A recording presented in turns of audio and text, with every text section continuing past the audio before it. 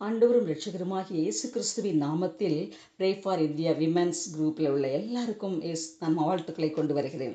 இந்த 2 நாட்களில் இயேசு கிறிஸ்து நமக்கு செய்து காண்பித்த அல்லது கற்றுக் கொடுத்த நல்ல காரியங்களை நாம் தியானித்துக் கொண்டிருக்கிறோம். இன்றைய தினம் நற்கிரியை என்ற தலைப்பின் கீழ் நாம் தியானிக்கலாம்.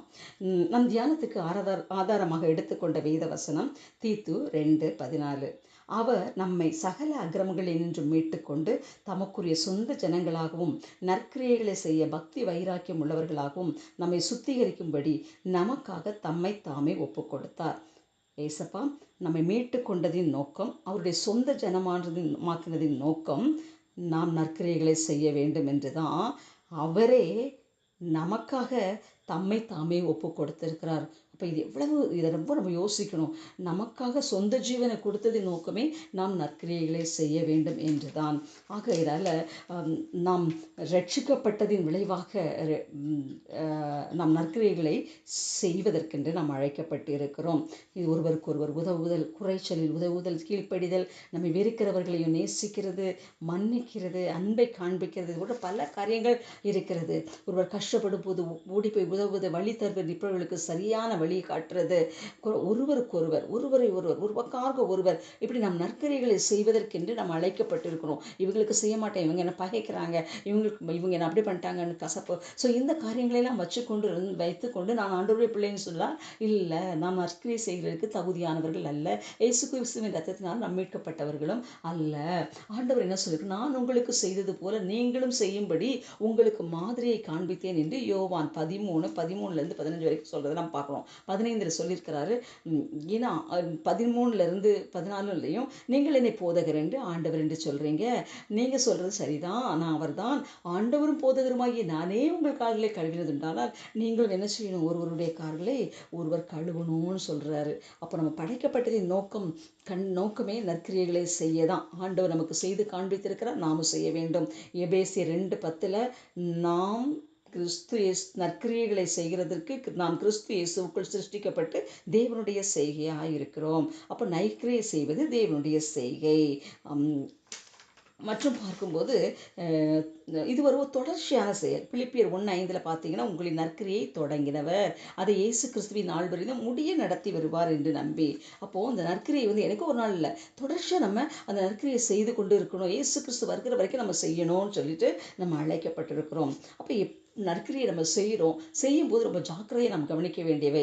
முதலாவது, நாம் தேவனை மகிமைப்படுத்த மட்டும்தான் நற்கிரியை செய்யணும். மத்தேயு 5:16 இவ்விதமாய் மனுஷர் உங்கள் நற்கிரிகளை கண்டு பரலோகத்தில் இருக்கிற உங்கள் பிதாவை மகிமைப்படுத்தும்படி உங்கள் வெளிச்சம் அவர்கள் முன்பாக பிரகாசிக்கப்பட கடவது. எந்த ஒரு நன்மையான செயல்கள், கிரியைகளை செய்தாலும் அதில் நான் மகிமைப்படுகிறேன்னா தேவன் மகிமைப்படுகிறாரா கொஞ்சம் சோதித்து பார்த்து செய்யணும்.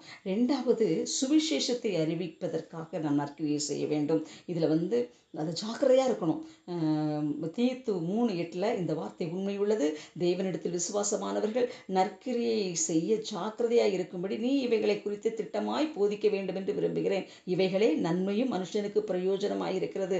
மனுஷனுக்கு நன்மை பிரயோஜனம் என்ன? சுவிசேஷத்தை அறிவிக்கிறது. தீமோத்தேயுகிட்ட பவுல் சொல்கிறாரு, நீ சுவிசேஷத்தை அறிவி, அது ஜாக்கிரதையாயிரு, குறைச்சல்ல உதவி செய்யணும், ஆண்டவருடைய சுவிசேஷத்தை போய் மற்றவங்களுக்கு சொல்லணும், இயேசு கிறிஸ்துவை பற்றி சொல்லணுங்கிறத தீமோத்தேயுக்கு சொல்கிறத பார்க்குறோம். நிறைய மிஷினரிகள் நமக்கு வந்ததின் நோக்கம் நிறைய காரியங்கள் இருக்குது. நோக்கமே நற்செய்தி அறிவிப்பதற்காக வந்து நிறைய நன்மையான காரியங்கள், ஸ்கூல்ஸ், காலேஜஸ் நிறைய செய்திருக்கிறாங்க, செய்யணும். அடுத்தது கனி, அது ஒரு கனி, நற்கிரி.